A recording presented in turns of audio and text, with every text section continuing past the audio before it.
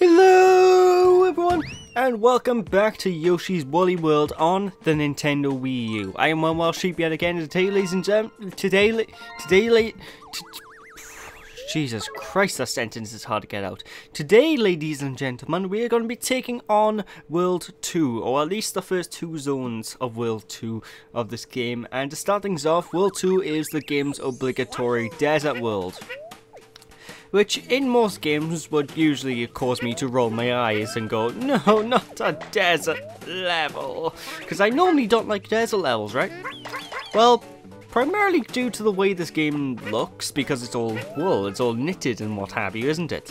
Well, I actually don't mind the desert world in this game.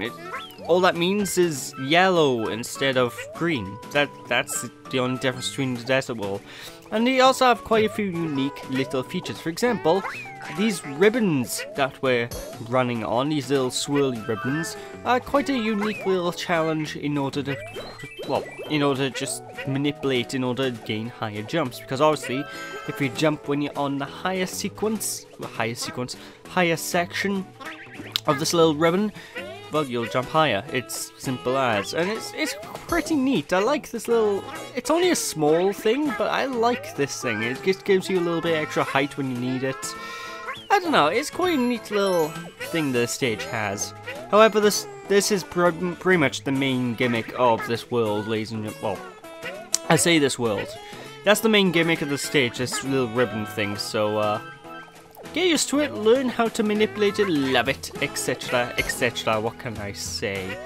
I have to say though, I love this song in the background. I cannot stress enough, ladies and gentlemen, the quality of this soundtrack.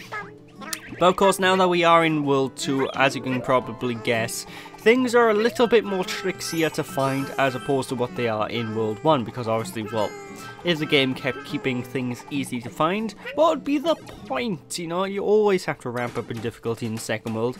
It doesn't matter if it's a game aimed at children or what, it's still... difficulty's a thing, yo. So finding everything 100% on your first time through each of these stages is going to be significantly harder than it is in the first world. However, all the tactics that I've talked about can still be used here. You know, everything I've said can still be applied. For example, just jumping about like a madman, and eventually you'll find a lot of these items that are usually invisible because they're inside an invisible question mark cloud that looks like the Riddler has been having fun placing about all the map. Seriously, if anyone's played the Batman games, namely the Arkham series, you'll know that the Riddler likes placing all these question mark trophies around. Because the green question mark on each of these cloud things that store items and what have you, it just gives me the idea that the Riddler is being in the stage and he's just running about. Batman? It's the Riddler! I don't know why my Riddler impression is a bit more Sonic the Hedgehog-y. It's kind of strange. But anyway, this by here, there's a hidden wall. Very easy peasy, lemon squeezy wall piece to miss. Trust me, it took me ages to find out my well, not on my recording, because this is my recording, but on my test run. Because these stages now from this point on do take me a couple of attempts each just to get recorded, just because it's very easy to miss items. For example, that was a... If you jump on top of this Yoshi thing, a happy flower's there. The only way you can possibly get hold of that happy flower is by going in that very specific spot, you know, ladies and gentlemen, so the game's starting to get slightly more picky. Anyway, what we want to do is hit the last, well, switch cloud, Riddler cloud thingy there to make the sand dune ribbon thing sort of waves, because otherwise we will not be able to gain access to the alternate exit to this room, which is basically down at the bottom door. You see that bottom doorway there? Well, we had to make the sound dune go all wavy and whoa in order to access it. And why do we want to access this doorway and not the top one? Well, because they both lead to the same place, but you won't be able to get this happy face. Oh, it's so happy. You know, ladies and gentlemen. But yeah, it's mainly the gist of World 2. Things are just getting a little bit more trickier. They're getting a bit harder in order just to find everything. And a new trick that I recently learnt about as well is if you throw your if you throw your yarn balls into the Yoshi blocks there, you can actually get multiple, you know, multiple pieces of yarn popping out of them. So if you really want, you can just sort of do what I'm doing here and spam your yarn balls into the block in order to get more balls back. It's kind of a handy thing to do. Anyway, that thing is a switch. As you can clearly see, push the switch and things happen. Namely, in this stage, you push the switch, those red blocks will appear temporarily and the wavy platform will stop being wavy so you can make your way through. And of course that wall piece only shows up when you kill the enemy, which is a bit annoying really, but I can dig it, I suppose. I can dig it. Should be coming up to the end of the stage now, I believe, actually. But yeah, this game can be quite frustrating as well if you don't know where everything is, just to find things, so just keep an eye out, ladies and gentlemen. Like, I was watching, well not watching, I was reading up a review. I can't remember who wrote this review of this game. That the person just, well, apart from the person not liking the art style, which I think he's absolutely mad. How can you not like this art style? He kept complaining about how the locations of a lot of the collectibles just flat out don't make any sense. And I can sort of see that complaint because, well, sometimes it feels like they just throw the collectibles in random areas. Like, yeah, we need to chuck in the third flower somewhere, folks. I have no idea where to put it. Boss, what do I do? And the boss just turns around. Oh, I don't know. Just chuck it. Chuck it on top of a Yoshi block. Go on, my son. Okay. You know, it just sort of feels like they just couldn't think of anywhere clever to hide a lot of these collectibles, so screw it, they just made it invisible for the player to have to jump around like in Looney. I don't know. It's only a minor annoyance because if you're persistent enough, you're more than easy enough to. Bleh. It's more than easy enough in order to find a lot of the stuff, so you know. Also, we got a new type of piranha flower here to deal with. These green ones, they spit out things. I don't know what the thing is they spit out, but they spit something out at you. It hurts. Don't touch it. And you're going to want to deal with them. Horse taste. You want to take care of them as quick as physically possible. Come on, jumping shy guy. Thank you. Ooh. Ooh, it's so delicious. Anyway, for the switch bar here, you're going to want to hit the switch and collect all of these beads. The result of collecting all the beads will cause the last of these things to show up. See, yeah. You know, I can see that one annoying a lot of people because otherwise it's very easy to miss. If you don't get all the beads, then it may not show up. And it's kind of, you know, it might throw some people off. Like, what do I do now? You know, ladies and gentlemen? But yeah, it can be a little bit tricky to aim on these sand dune ribbon things as well, which can. I don't mind it. I'm not too bad at aiming on these things, but it can be a little tricky. What can I say? But that's the end of the stage, and I'm missing one last happy flower. Don't worry though, folks. It's pretty much. It's not far away. If you look up by here, there it is. That's it. So that's one thing I always like to do before I end a stage. I always like to push the start button and just have a quick check to see that I have everything. Because if I have everything, then there's no big deal, you know? I can just move back a little bit and recollect what I missed. Unless I missed something way back at the beginning of the stage, in which case I have to redo the entire stage over. But it's still no big deal. And also, as we got access to World 2, we have access to at least one new bonus game room that, unfortunately, I have yet to record, because every chance I get, I either don't get the right room,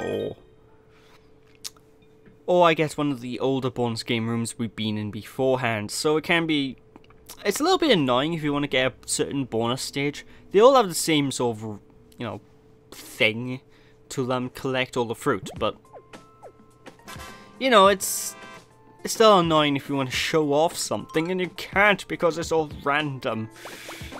Ugh. What Yoshi type are we getting for this? Ah, the Safari Yoshi. You know, I'd be more impressed if it had a giant orange mustache and spoke a lot like Nigel Thornberry. Smashing! And I make a noise like this. I love the Wild Thornberries. I haven't watched that show in years, actually. Is that still on TV? I'd be surprised if it is, but... yeah, I hope so. That was a cracking show. I loved watching that when I was younger. Just for Nigel Thornberry alone. The rest of the characters I couldn't give a monkey's about. But Nigel Thornberry, he was godlike. Anyway, new gimmick time, ladies and gentlemen, for this zone. Because, as you can tell, we can't collect these bees. Like, oh, what's going on? Well, basically, we have different dimensions to deal with. Which means we need to move to the left. And, well, you see those doorways, like that one on the left. Well, basically, we need to move through those doorways in order to move between dimensions in order to collect thingies. And the major enemy type we're going to be meeting in this particular stage is one that will be very familiar to you if you've played the Paper Mario series of games. Mainly the 1000-Year Door, because there's actually a partner. You can get him, Paper Mario 1000-Year Door. That's basically one of these mouse things. It's the exact same enemy. The difference is, in that game, it's not an enemy, it's a teammate. And the main gimmick with these things is, if they run up to you, they will hurt you. That's not so much a gimmick. But if they run up behind you, they will be able to steal one of your yarn balls. And you don't want that to happen, ladies and gentlemen. Because, well, obviously, they steal yarn balls, that's it, you're screwed, son. But you do want to move to the left there to activate the cloud, otherwise this happy flower here, oh that's so cute, it will not spawn. I don't know, I always like the happy flowers, just collecting them. Now don't constantly hold down to ground pound up here, because otherwise you will fly straight past the collectibles, and that's no good. Seriously, I love the happy flowers, it's just such a nice collectible, because they just look so happy, it looks... It's so cute, you know? Oh cool, I actually collected the flower anyway. Well, for those of you who can't tell, there's a flower in there. So feel free to run in there and collect it, you know, ladies and gentlemen. Now, you can usually find pretty much everything in this particular stage just by looking at the background. Because if you look at the background, then it's a very high chance that the game will basically alert you to something that you will need to find, you know, ladies and gentlemen. Like, if you look slightly in the background there, if I jumped up at this wall, I'd be able to simply, well, go behind it, and there we go, a collectible. So, this one's mainly an observation game, you know? You need to look at the background, you need to look, see what's behind everything. And by the way, this music in the background, oh my god. Oh, it's so good, it's so good. What am I doing? No, go back in, you had to jump. No, not up there, you fool. I hate watching myself play a game post-recording, because every time you make a small mistake, you know, it just... you end up screaming at yourself, because you already know. No, you idiot! There we go, just jump on up, and like I say, you just need to use the background to your advantage. You just need to pay attention. You should be able to easily find everything your first time through on a stage, though I did without any problems. But hey, new power-up time, it's time for Mole Yoshi. And being Mole Yoshi, well, offbeat are the drill that will pierce the heavens, ladies and gentlemen, because now we need to hold down the B button and we will be able to blast through all of the dirt. Blasting through this dirt will allow us to collect a lot of fantastic bees and break through different clumps. Now, light dirt you can break in basically one simple swoop, but the darker pieces will take multiple swipes in order to take down. Just keep holding down the B button, what can I say, it's easy enough to deal with. And yeah, just be careful. Now this bit here is a very tricky little wool piece to get hold of, but don't fret, as long as you know how to control it, you should be just fine. I managed to get out of there just in time. And I don't know what happens if the time runs out, and I'm too scared to really test it. I'm assuming you keep everything you already collected in that sequence, but it's just assumptions, ladies and gentlemen. Can't take what I say about that as fact, because I don't honestly know. So try not to die. That's all I can say. Try not to run out of time. Anyway, I don't know if you can get crushed by here, but it's a safe assumption that you can get crushed, so get out of the way of the blocks before they crush you, ladies and gentlemen. And just try your best to maneuver, you know? I like this area though, it's well, not even this area, I like this zone, this particular stage, it's just very calming, it's relaxing to go through. I'm pretty honestly believe it is entirely because of the music that's the reason why the stage is so calming to walk through, because it's just this neat little backtrack, you know, while you're exploring. I don't know, I like it a lot. What can I say? Anyway, there's loads of multiple paths you can take in here, so just check out as many of them as possible. Now, you don't need, I don't think, to go down every pathway, but it is usually recommended just to, well, just to be able to find everything. So, yeah, just keep an eye out. What can I tell you? Ooh. Also, jumping in random. If you find that the place looks surprisingly empty or suspicious, more often than not, there's a cloud that you can jump into to make appear. So, you know, there's always something, ladies and gentlemen, around. There's always something in each room. That's the main sort of mentality you're gonna want to keep with you during the course of this game. Leave my wall alone, you vile mouse. Ugh. Talk about a rat bastard. Anyway, I don't know, I just like it, you know. That wasn't an obvious one. Usually if you see beads as well, you can usually it's usually wise just to throw. Like your wool balls at a bunch of beads, you know, it just helps you get by. Okay, just hover. Yeah, like a glove. I love it when I do stuff like that perfectly fine. I don't know, I just get a weird sense of satisfaction out of that. What can I say? What am I doing? I've been here. Go, Yoshi. Go left. God damn it. Anyway, you saw that I filled up a bunch of platforms up the top above me, right next to the red platforms. Well, that's simply because otherwise we will not be able to progress down here. So, and this will lead you on to the next area. So be sure you know you've got everything before jumping on that gigantic bouncy button pad thing. You know. Ah, mouse, my favorite. He stole my ball. And be careful as well, because I just noticed that from when I looked at the screen right now, because I don't think I noticed I even stole my ball when I was playing. The mouse enemies, they will jump off screen and run away if they get hold of your balls, which that sounds really weird out of context. If someone grabs your balls, they're going out of there. Wow. But I digress. Anyway, ladies and gentlemen, that is it for World 2. I also love the voices the Yoshi makes. I think it's actually there was originally an intern at Nintendo that made a voice for Yoshi, and it just sort of stuck. I don't know if this is a true story, but I just find it interesting. You know, I like the Yoshi voice. I think it's the same voice actor for years now. I don't think they've ever really changed the voice of Yoshi.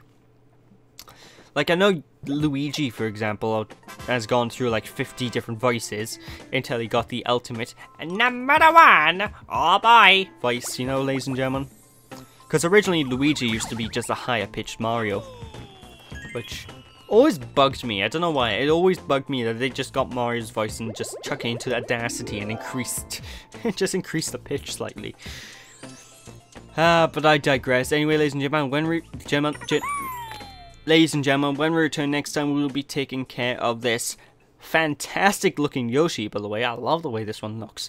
And head into World 2-3. So thank you all for watching. I hope you all enjoyed. Don't be sheepish, and I'll catch you all then. Bye!